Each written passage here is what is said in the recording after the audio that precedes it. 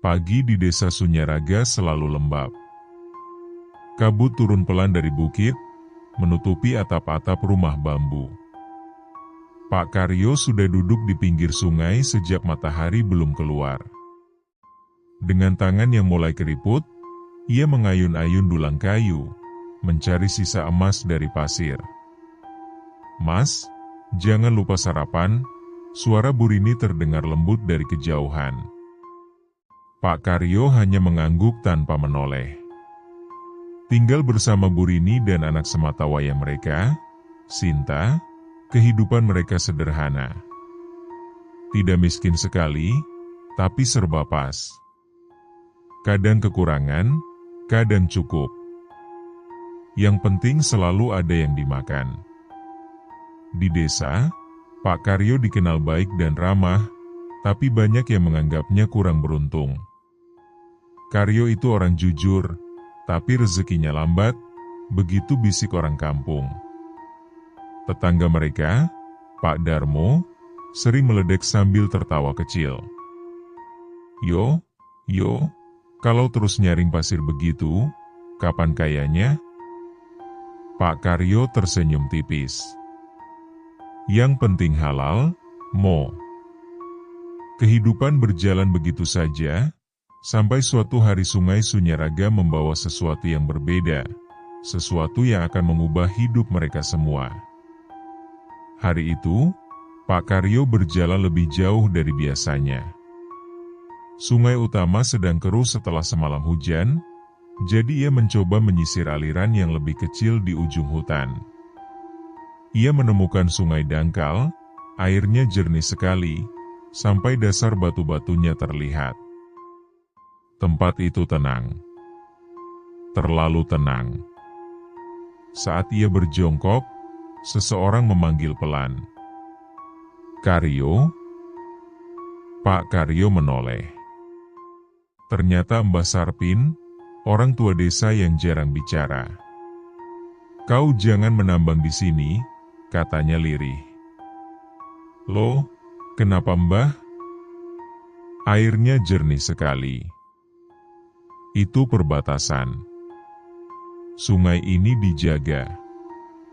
Bukan untuk manusia." Pak Karyo terdiam. Ia sudah sering dengar cerita tentang perbatasan, tapi ia kira itu hanya dongeng. Mbah Sarpin menepuk bahunya. "Kalau airnya tenang seperti kaca, artinya mereka sedang melihatmu." Pak Karyo menelan ludah. Ia mengangguk hormat, lalu kembali pulang. Tapi kata-kata itu menempel dalam hatinya dan membuatnya penasaran. Esoknya, ia kembali ke sana. Pagi itu sinar matahari menembus sela pohon, membentuk garis-garis cahaya di permukaan sungai. Pak Karyo menunduk, meraup pasir dari dasar air. Saat ia mengangkat dulang, matanya membesar. Ada kilau halus berwarna emas kehijauan. Tidak seperti emas biasa. Cahaya itu lembut, seperti bernafas. "Ya Allah," bisiknya. Tangannya bergetar. Ia pulang membawa sedikit pasir emas itu, cukup membuat Burini heran. "Mas, dari mana dapatnya?" "Dari sungai kecil itu," jawab Karyo pelan. Burini menatapnya lama. "Mas, jangan-jangan ini bukan rezeki manusia?" Karyo tak menjawab. Ia hanya memandang emas itu, tapi di dalam hatinya mulai tersisa rasa takut kecil. Malamnya, ketika rumah sepi, terdengar suara air mengalir, padahal semua keran mati. Dan Sinta, dengan mata setengah terpejam, berkata lirih, "Pak, temanku cantik. Dia kasih bunga dari air." Jantung Pak Karyo berdegup pelan. Ia tahu, ini bukan emas biasa. Ini adalah panggilan dari batas dunia lain. Malam itu udara lebih lembab dari biasanya. Pak Karyo duduk di ruang tamu sambil memeriksa sedikit pasir emas yang tadi siang ia temukan. Cahaya kehijauannya masih terlihat samar meski lampu minyak redup. Bu Rini duduk di sampingnya, wajahnya cemas. "Mas, aku gak enak hati. Emasnya kok beda. Rasanya dingin sekali." Pak Karyo menghela napas. "Rezeki ya disyukuri, Rin. Kita butuh makan." Belum sempat mereka lanjut bicara, terdengar ketukan pelan di pintu. Mbah Sarpin muncul dengan tongkat kayu. Pandangannya langsung tertuju pada pasir emas di tangan Karyo. "Yo, kau benar-benar ambil dari sungai itu?" Suaranya berat. "Iya, Mbah." "Kenapa?" Mbah Sarpin duduk perlahan. "Kalau kau ambil barang dari perbatasan, pasti ada yang membalas. Itu bukan emas manusia." Pak Karyo menelan ludah. "Tapi saya cuma ambil sedikit, Mbah. Itu bukan soal banyak atau sedikit. Soal izinnya." Suasana hening. Angin malam seperti berhenti. Sinta datang sambil menggosok mata, lalu berkata pelan, "Pak, temanku dari sungai bilang, jangan takut besok." Bu Rini memeluknya erat. Pak Karyo hanya memandang emas itu sambil bergumam pelan, "Apa yang sebenarnya aku sentuh?" Keesokan pagi, Pak Karyo kembali ke sungai kecil itu. Kabut turun lebih rendah dari biasanya, membuat udara terasa berat. Sungainya begitu tenang, seperti kaca. Tidak ada suara burung, tidak ada serangga. "Assalamualaikum," Pak Karyo memulai, meski ia tidak yakin siapa yang mendengar. Ia menunduk, melihat ke air. Tiba-tiba permukaan sungai bergelombang pelan, seolah menyambut. Di bawah air, ia melihat sesuatu bergerak, bayangan berwarna kehijauan, seperti manusia tapi tidak sepenuhnya. Kemudian air terpecah pelan, membuka jalan sempit di tengah aliran. Cahaya kehijauan naik perlahan. Pak Karyo memundurkan langkah. "Ya Allah, apa ini?" Namun sebelum ia sempat lari, kaki Pak Karyo seperti ditarik lembut. Dia tidak jatuh. Dia ditelan air tanpa suara, seolah tubuhnya hanya masuk ke tempat lain. Di desa, Bu Rini mencari suaminya sampai malam. Sungainya tampak biasa saja. Tidak ada jejak, tidak ada kehilangan. Tapi airnya terasa hangat, seperti baru digunakan. Pak Karyo terbangun di tempat asing. Hutan, tapi bukan hutan yang ia kenal.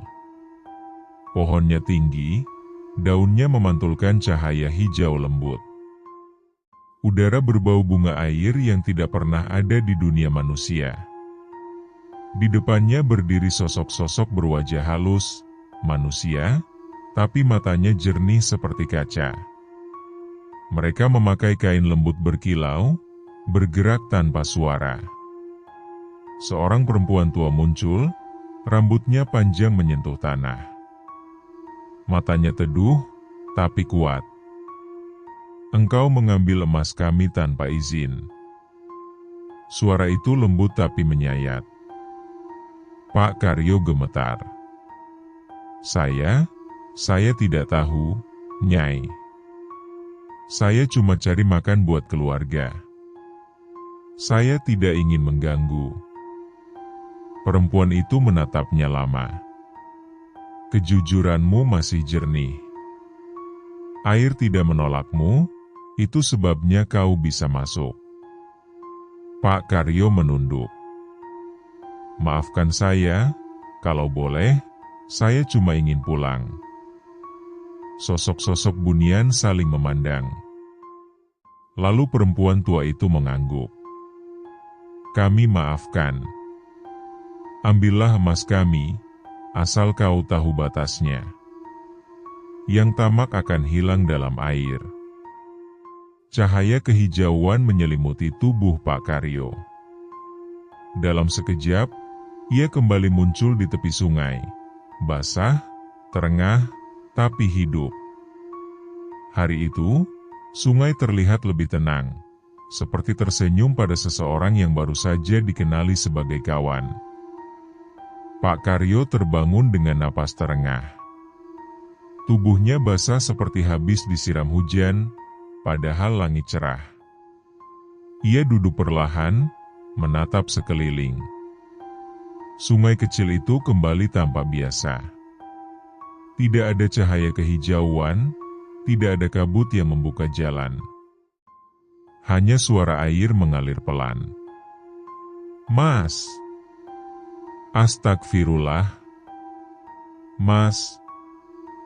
Burini berlari menghampiri dari kejauhan. Wajahnya sembab. Ia memeluk Karyo erat-erat. Mas hilang dari pagi. Takut aku? Pak Karyo memejamkan mata. Maaf, Rin, aku ndak niat bikin kamu khawatir. Burini mengusap wajah suaminya lalu bergumam, Mas kok basah begini? Sungainya dangkal, loh, jatuh ya? Pak Karyo hanya tersenyum kecil. Gak apa-apa. Yang penting aku pulang. Malamnya, Karyo duduk sendirian di luar rumah. Di tangannya ada serpihan emas pemberian Bunian. Emas itu tidak besar, tapi bersinar lembut seolah hidup. Karyo berbisik, aku janji, secukupnya saja. Dan malam itu untuk pertama kalinya, suara air di bawah rumah menghilang. Hari-hari berikutnya Pak Karyo menambang seperti biasa, tapi hanya di pagi hari, sebentar saja. Ia tidak lagi rakus mencari tempat baru. Ia kembali pada sungai yang dulu dianggap tak berharga oleh warga, sungai dangkal yang berair jernih. Dan anehnya, selalu ada sedikit emas yang ia temukan. Tidak banyak, tapi cukup. Cukup untuk makan. Cukup untuk membeli baju Sinta. Cukup untuk memperbaiki atap rumah. Orang-orang desa mulai memperhatikan. Karyo kok rezekinya lancar ya sekarang, bisik tetangga. Pak Darmo yang biasanya sombong mulai penasaran. Yo, kamu nemu tempat baru ya? Bagi-bagilah rezekinya. Pak Karyo hanya menjawab dengan senyum. Rezeki itu ndak usah dikejar. Yang penting kerja. Burini membuka warung kecil, menjual jajanan. Sinta pun tampak lebih ceria. Suasana rumah Karyo berubah hangat. Mbak Sarpin sesekali lewat dan hanya mengangguk melihat Pak Karyo bekerja dengan tenang. Nah, begitu. Alam itu suka sama yang tahu batas.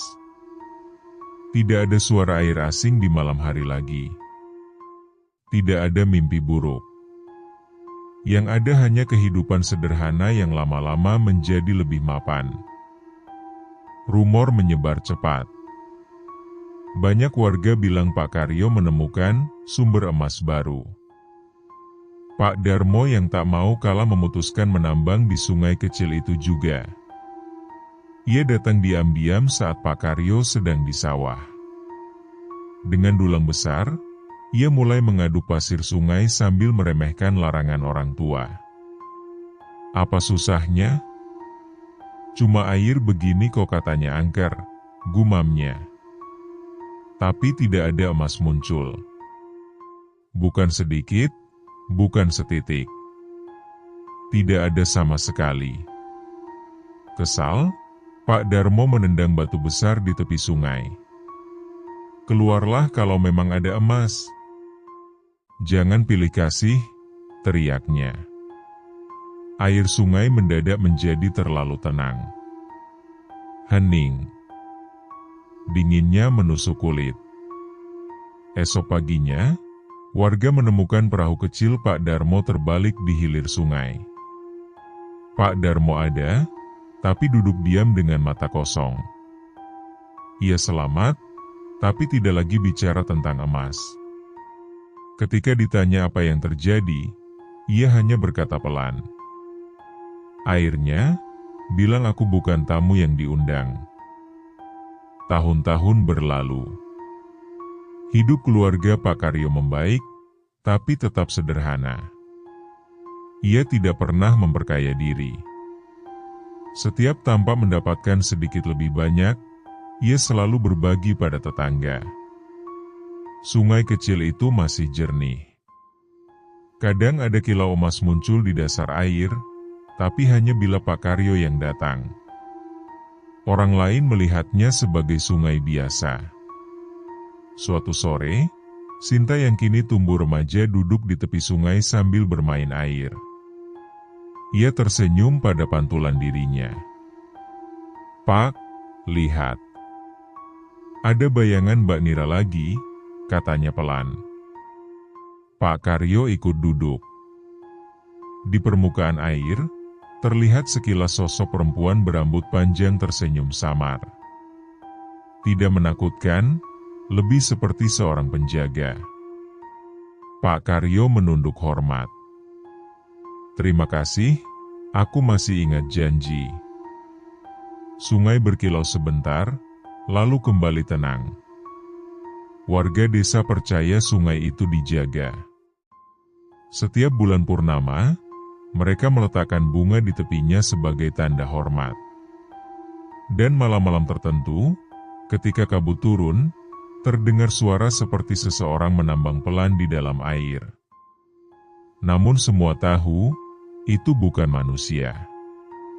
Itu hanyalah penjaga lama, memastikan batas dunia tetap damai.